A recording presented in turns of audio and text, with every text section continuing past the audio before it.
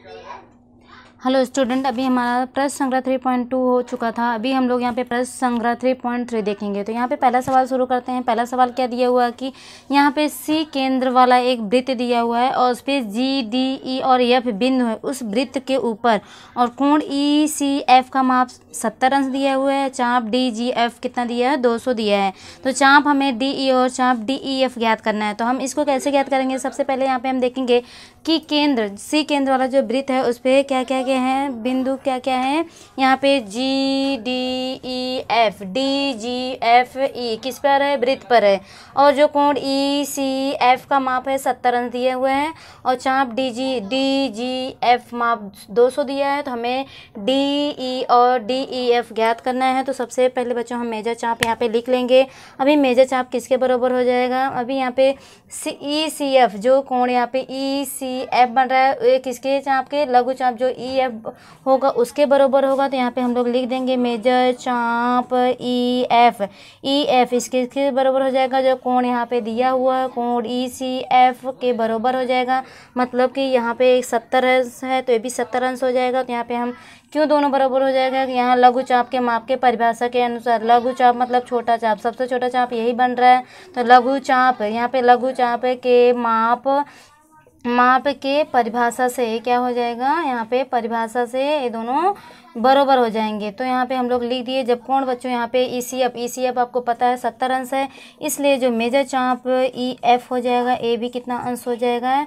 Major चाप E F भी 70 अंश हो जाएगा। तो मेजर चाप ई एफ आ गया कितना? 70 अंश आ गया। ये दत्त है, मतलब ये दिया हुआ है बराबर।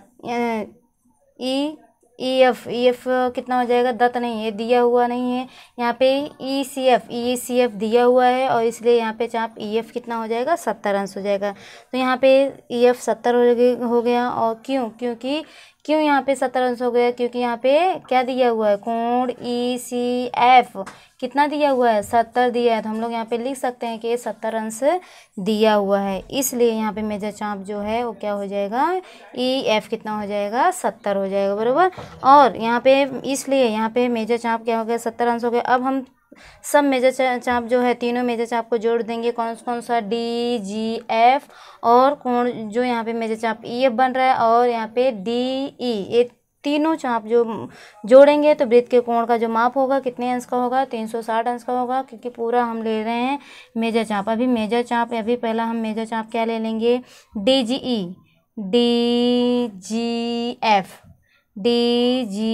एफ प्लस मेजर चाप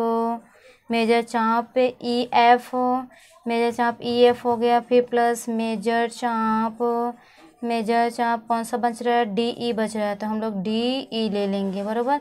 ये कितना अंश हो जाएगा? 360 अंश हो जाएगा। क्योंकि वृत्त के कोण का माप कितना अंश होता है? यहाँ पे हम लोग लिख देंगे। क्या लिखेंगे? कि वृत्त के कोणों का माप आपको पता है 360 अंश होता है, इसलिए हम लोग लिख दिए। किसका वैल्यू पता है? हम लिख देंगे डी जी एफ बच्चों यहाँ पे 200 है तो हम लोग यहाँ 200 लिख देंगे। प्लस मेजर चाप ई एफ का वैल्यू कितना दिया हुआ है? ई एफ यहाँ पे दिया हुआ है। यहाँ पे हम लोग ई सी एफ से ई एफ का ज्ञात कर लिए 70 अंश लिखेंगे। प्लस मेजर चाप डी ई को हम क्या करेंगे? ऐसे उतार देंगे, इसको हम ज्ञात कर लेंगे डी ई, क्योंकि डी ई यहाँ पे पूछा है। तो बराबर 360 अंश। अभी 200 और 70 कितना हो जाएगा? 270 अंश हो जाएगा। प्लस मेजर चाप डी ई क्या करेंगे? ऐसे उतार लेंगे, बराबर 360 लिख देंगे। अब बच्चों यहाँ पे 270 इधर प्लस हो रहा है, उस साइड जाके क्या हो जाएगा? माइनस हो जाएगा। तो हम लोग माइनस कर देंगे। अभी मेजर चाप डी ई का मान आ जाएगा कितना? आ जाएगा 360 में से अगर हम 270 माइनस करेंगे तो बच्चों यहाँ पे 70 माइनस कर देंगे। 270 माइनस करेंगे तो कितना आ जाएगा? 90 आ जाएगा। मतलब कि यहाँ पे मेजर चाप डी ई का वैल्यू कितना आ गया? 90 आ गया। तो डी ई ज्ञात हो चुका है बच्चों। अभी डी ई एफ पूछा है, डी ई एफ कैसे ज्ञात करेंगे? अभी यहाँ पे डी ई एफ कैसे ज्ञात करेंगे? तो सबसे पहले हम यहाँ पे क्या करेंगे? डी ई, अभी डी ई और ई एफ क्या करेंगे? लेंगे हम लोग अलग अलग जोड़ लेंगे, क्योंकि डी ई और ई एफ मिलकर क्या बनेगा? डी ई एफ बनेगा, क्योंकि डी ई एफ पूछा है। तो मेजर चाप हम लोग क्या क्या लेंगे? मेजर चाप डी ई मेजर चाप DE और प्लस मेजर चाप EF, मेजर चाप EF एक किसके बराबर हो जाएगा, मेजर चाप DEF के बराबर हो जाएगा, इसलिए हम लिख देंगे क्या, DEF लिख दिए बराबर। अब बच्चों जिसका इसका वैल्यू यहाँ पे पता है उसका वैल्यू हम लोग यहाँ पे लिख देंगे DE। अभी DE हम लोग कितना निकाले हैं, 90 निकाले हैं, तो यहाँ 90 लिख देंगे, प्लस EF हमें पता है EF कितना आया, 70 आया, 70 लिख देंगे। फिर यहाँ पे बराबर मेजर चाप DEF आ जाएगा। अभी यहाँ पे DEF कितना आ जाएगा, अभी 90 और 70 कितना हो जाएगा, 160, मतलब मेजर चाप DEF कितना आ गया, 160 आ गया। तो यही पूछा था, तो मेजर चाप यहाँ पे बच्चों कितना आ गया, दोनों जोड़ने पर 160 आ जाएगा, इसलिए मेजर चाप यहाँ पे जो पूछा था DEF कितना आ गया, 160 आ गया। तो यही पूछा था बच्चों, यहाँ पे हम लोग लिख दिए। अभी हल कर दिए, DE आ गया है कितना, 90, और मेजर चाप DEF कितना आ गया, 160 आ गया। तो अभी हम नेक्स्ट क्वेश्चन देखेंगे, क्वेश्चन नंबर 2 देखते हैं बच्चों। दिया है सेकंड क्वेश्चन यहाँ पे क्या दिया हुआ है कि त्रिभुज क्यों आरएस समबाहु त्रिभुज है। समबाहु मतलब तीनों भुजाएं बराबर हैं, तो सिद्ध करना है आपको कि चाप आरएस से क्यों एस के बराबर होगा और क्यू एस बराबर होगा क्यू आर के। ये पहला हो गया। दूसरा, चाप क्यू आर एस का माप 240 है बराबर। तो ये हमें क्या करना है, निकालना है। तो यहाँ पे हम अभी हल करेंगे। क्या हल करेंगे कि जो यहाँ पे क्यू आर एस, सबसे पहले हम क्यू आर एस से क्या है, समबाहु त्रिभुज है। हम लोग लिख लेंगे कि त्रिभुज क्यू आर एस समबाहु त्रिभुज है। समबाहु त्रिभुज है तो बच्चों हम लोग यहाँ पे लिख लेंगे कि क्या है, समबाहु त्रिभुज है। तो समबाहु त्रिभुज हम लोग यहाँ पे लिख लिए कि समबाहु त्रिभुज है। अभी यहाँ पे रेख आर एस क्यू एस और ये सब क्या है, बराबर हैं। तो हम लोग इसको लिख लेंगे कि रेख यहाँ पे रेख आर एस है, ये क्या है, बराबर हैं किसके, क्यू एस के बराबर हैं। ये लिख लिए। फिर ए किसके बराबर हो जाएगा, चाप किसके, रेख क्यू आर के बराबर हो जाएगा। तो हम लोग यहाँ पे क्यू आर लिख लिए बराबर, तीनों बराबर हो जाएंगे। क्यों, क्योंकि ये समबाहु त्रिभुज की भुजाएं हैं। समबाहु त्रिभुज की तीनों भुजाएं बराबर होता है। तो हम लोग यहाँ पे समबाहु लिख सकते हैं, समबाहु त्रिभुज की भुजाएं, समबाहु त्रिभुज की भुजाएं हैं, इसलिए तीनों क्या हो जाएंगे, बराबर हो जाएंगे। तीनों बराबर हम लोग लिख दिए। एक ही वृत्त के सर्वांगसम चापों की संगत जीवाएं सर्वांगसम होती हैं। अब ये हम देखे थे कि जब एक ही वृत्त के जो सर्वांगसम चाप होते हैं, एक ही वृत्त के सर्वांगसम चापों के संगत जीवाएं जो इसकी जीवाएं हैं, अभी यहाँ पे जीवा बना हुआ है बराबर, 3 जीवा बना है। जीवाएं क्या होंगे, सर्वांगसम होती हैं। ये बच्चों हम लोग पहले देखे थे, पहले वीडियो में, इसके पहले वीडियो में हम लोग देखे थे थ्योरी में कि ये सर्वांगसम होते हैं। इसलिए हम लोग यहाँ पे लिख दिए कि एक ही वृत्त के सर्वांगसम चापों के संगत जीवाएं सर्वांगसम होती हैं, ये लिख दिए। इसलिए यहाँ पे चाप, अभी इसलिए जो चाप हम लोग लेंगे, कौन कौन से चाप आर एस, क्योंकि यहाँ पे आर एस है बराबर। ए आर एस जो है सर्वांगसम हो जाएगा किस चाप से, चाप क्यू एस से सर्वांगसम हो जाएगा। और चाप क्यू आर, जो चाप यहाँ पे क्यू आर, ये तीनों क्या हो जाएंगे, एक दूसरे के सर्वांगसम हो जाएंगे बराबर। अब यहाँ पे जो माप माना कि यहाँ पे क्या मान लेंगे कि माना कि जो मेजर चाप है, मेजर चाप आर एस ये किसके बराबर हो जाएगा, मेजर चाप क्यू एस के बराबर हो जाएगा। और एक किसके बराबर हो जाएगा, मेजर चाप क्यू आर के बराबर हो जाएगा, मेजर चाप क्यू आर के बराबर हो जाएगा। ये तीनों क्या हो गए, एक दूसरे के बराबर हो जाएंगे। तो यहाँ पे हम इसको मान लेते हैं कि ए एक्स है, मतलब तीनों चाप को हम क्या मान लिए हैं, एक्स मान लिए हैं बराबर। यहाँ पे समीकरण नंबर 1 हम लोग लिख सकते हैं। अब यहाँ पे मेजर चाप हम लोग तीनों को हम क्या करते हैं, प्लस कर देते हैं, मेजर चाप आर एस, क्यू एस और क्यू आर को।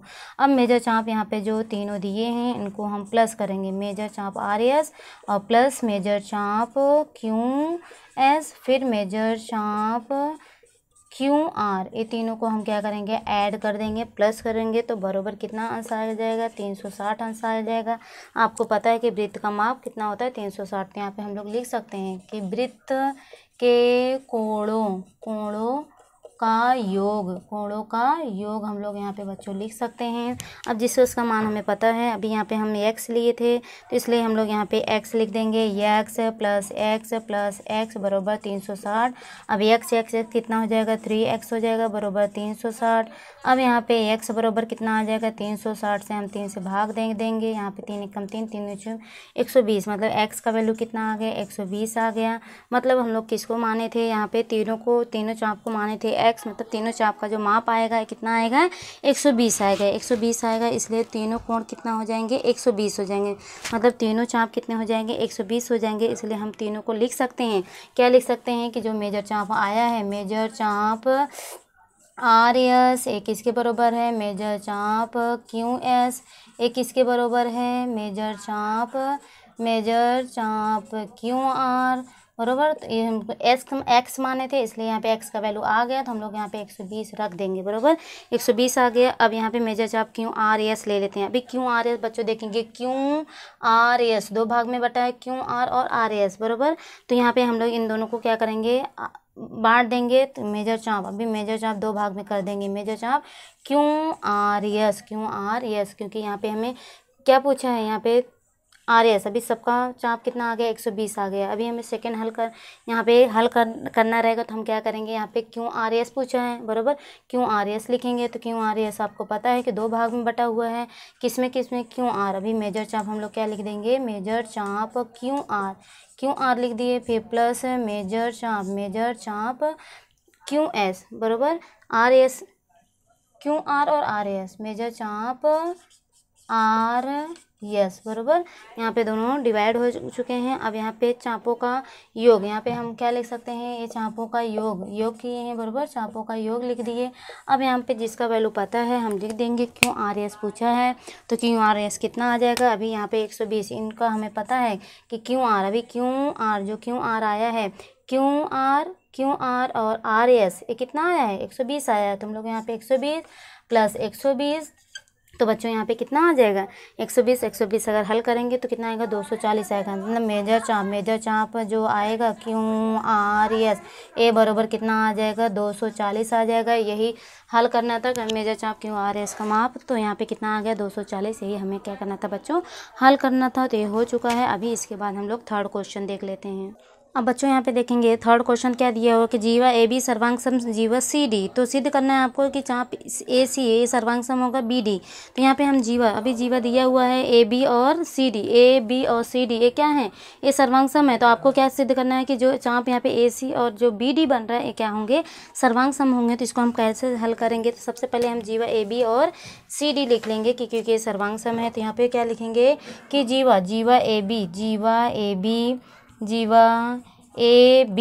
ए बी एक क्या हो जाएगा, सर्वांग सम हो जाएगा किसके, जीवा सी डी। ये दिया हुआ है, यहाँ पे हम लोग दत्त लिख सकते हैं बराबर, यहाँ पे दिया हुआ है दत्त लिख दिए।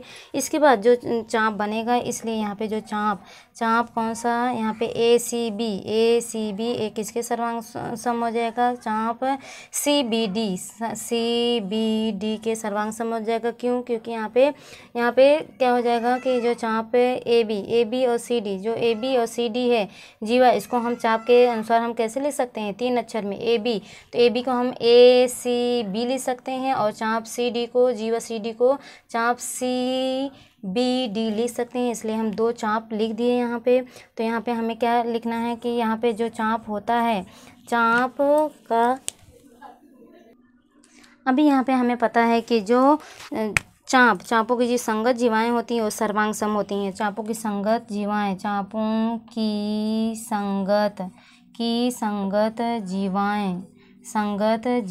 क्या होती हैं, सर्वांग सम होती हैं। तो यहाँ पे हम लोग लिख दिए सर्वांग सम होती हैं बराबर, जीवाएँ सर्वांग सम होती हैं। इसलिए हम लोग यहाँ पे चापों की जो संगत जीवाएँ होती हैं सर्वांग सम होती हैं, इसलिए ये चाप क्या हो गए, सर्वांग सम हो गए। और इसलिए यहाँ पे जो मेजर चाप ए सी बी एक किसके सर्वांग सम हो जाएगा, मेजर चाप सी बी डी, मेजर चाप सी मेजर चाप CBD ये क्या हो जाएंगे, एक दूसरे के सर्वांग सम हो जाएंगे। इसको हम समीकरण नंबर 1 लिख सकते हैं, बरोबर। लेकिन जो मेजर चाप ACB है वो किसके बराबर है, मेजर चाप AC और प्लस CB। अभी यहाँ पे बच्चों यहाँ पे ACB जो है, ACB 2 भाग में बटा है, AC और CB। तो इसको हम कैसे लिखेंगे, यहाँ पे अभी मेजर चाप, लेकिन यहाँ पे हम क्या लिखेंगे, क्या लिख सकते हैं कि लेकिन यहाँ पे मेजर चाप ACB को हम 2 भाग में बांट सकते हैं, बरोबर। मेजर चाप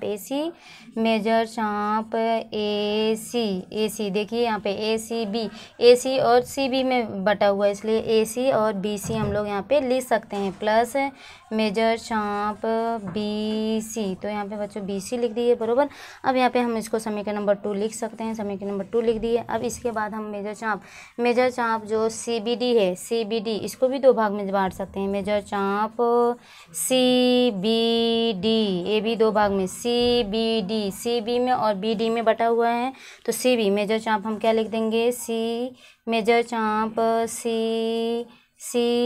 CB और मेजर चाप BD, CB और BD मेजर चाप BD। तो बच्चों ये दोनों हम लोग लिख दिए, समीकरण नंबर 3 लिख सकते हैं, बराबर। समीकरण नंबर 1, समीकरण नंबर 2, समीकरण नंबर 3 से अगर हम देखेंगे तो यहाँ पे जो मेजर चाप आएगा, समीकरण नंबर पहले हम यहाँ पे लिख लेंगे कि समीकरण 1, समीकरण 2 तथा समीकरण 3 से, समीकरण 1 समीकरण देखेंगे, समीकरण 1, समीकरण 2, समीकरण 3 से अगर बच्चों यहाँ पे हम देखेंगे तो जो मेजर चाप AC है, मेजर चाप AC यहाँ पे जो मेजर चाप AC है और जो मेजर चाप BC है, A जो है वो क्या हो जाएगा, दोनों जो यहाँ पे देखेंगे कि AC BC और यहाँ पे भी क्या है, BC है और BD है, बरोबर। और यहाँ पे बच्चों देखेंगे कि ACB और CBD ये क्या है, ये दोनों बरोबर हैं, बरोबर। ये दोनों बरोबर हैं, तो जब ये दोनों बरोबर है मतलब ACB और CBD बरोबर है, लेफ्ट साइड बरोबर है, तो राइट साइड क्या हो जाएगा, ये भी इक्वल हो जाएगा, बरोबर। जब लेफ्ट साइड इक्वल रहता है तो राइट साइड भी इक्वल हो जाएगा, क्योंकि ACB और CBD ये इक्वल हैं, बरोबर, इक्वल हैं, तो ये भी क्या हो जाएगा, इक्वल हो जाएगा। इसलिए हम लोग इसको क्या लिख देंगे, मेजर चाप AC प्लस मेजर चाप BC ये किसके बराबर हो जाएगा, मेजर चाप, अभी इसका राइट वाला मेजर चाप CB प्लस मेजर चाप BD ये क्या हो गए, अभी राइट साइड वाला भी इक्वल हो गया। अब हम यहाँ पे कौन कौन सा कट जाएगा, दोनों साइड में क्या क्या है, अभी BC देखेंगे बच्चों, दोनों में है BC और BC, ये क्या हो जाएगा, कैंसिल हो जाएगा। इसलिए यहाँ पे बचा क्या, मेजर चाप AC ये बरोबर किसके क्या बच गया, मेजर चाप BD बच गया, मतलब ये दोनों क्या होंगे, एक दूसरे के बरोबर हो गए। तो बच्चों यहाँ पे हमें क्या हल करना था, मेजर चाप AC ये किसके बराबर होना चाहिए, BD के बराबर होना चाहिए, ये हम क्या कर दिए, सिद्ध कर दिए। तो बहुत ईजी था बच्चों, ये 2 नंबर का ऐसा क्वेश्चन पूछ सकता है। 3 क्वेश्चन हम लोग देखे, बहुत ही इंपॉर्टेंट है और यहाँ क्वेश्चन पूछा जा सकता है। अभी नेक्स्ट वीडियो में हम लोग नेक्स्ट देखेंगे प्रश्न संग्रह। कुछ डाउट रहेगा बच्चों आप कमेंट कर सकते हैं। वीडियो देखने के लिए बहुत बहुत धन्यवाद।